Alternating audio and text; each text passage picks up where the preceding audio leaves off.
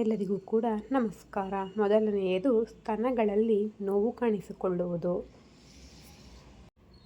ಮುಟ್ಟಿನ ಸಮಯದಲ್ಲಿ ಕೆಲವರಿಗೆ ಸ್ತನಗಳಲ್ಲಿ ನೋವು ಕಾಣಿಸಿಕೊಳ್ಳುತ್ತದೆ.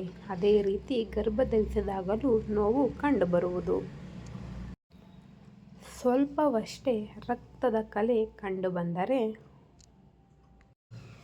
ಕೆಲವರಿಗೆ ಸ್ವಲ್ಪ ರಕ್ತಸ್ರಾವವಾಗುವುದು. ಇದನ್ನು ಮುಟ್ಟು ಎಂದು ತಿಳಿಯಬೇಡಿ. ಈ ರೀತಿಯಾಗುವುದು ಗರ್ಭಧಾರಣೆಯ ಲಕ್ಷಣವಾಗಿದೆ. ಆಗಾಗ ಮೂತ್ರ ವಿಸರ್ಜನೆಗೆ ಹೋಗುವುದು.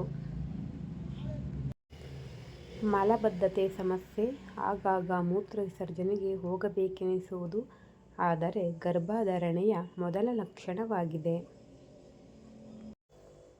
ತಲೆ ಸುತ್ತು.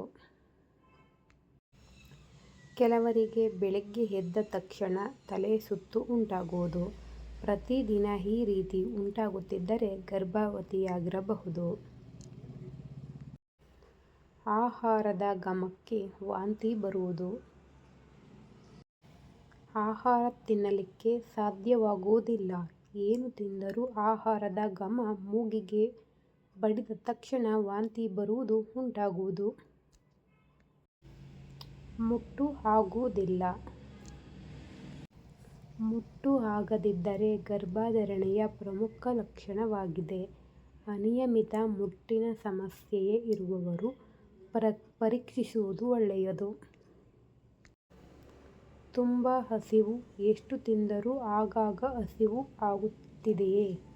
ಗುಡ್ ನ್ಯೂಸ್ ಇರಬಹುದು.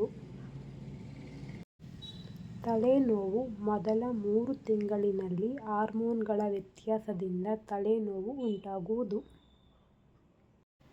ಈ ಮೇಲಿನ ಲಕ್ಷಣಗಳು ತಮ್ಮಲ್ಲಿ ಕಾಣಿಸಿಕೊಂಡರೆ ತಕ್ಷಣ ವೈದ್ಯರ ಸಲಹೆ ಪಡೆಯಿರಿ. ಈ ವಿಡಿಯೋ ನಿಮಗೇನಾದರೂ ಇಷ್ಟವಾಗಿದ್ದರೆ ಈ ವಿಡಿಯೋಗೆ ಒಂದು ಲೈಕ್ ಮಾಡಿ, ಹಾಗೆ ಶೇರ್ ಮಾಡಿ, ಕಮೆಂಟ್ ಮಾಡಿ.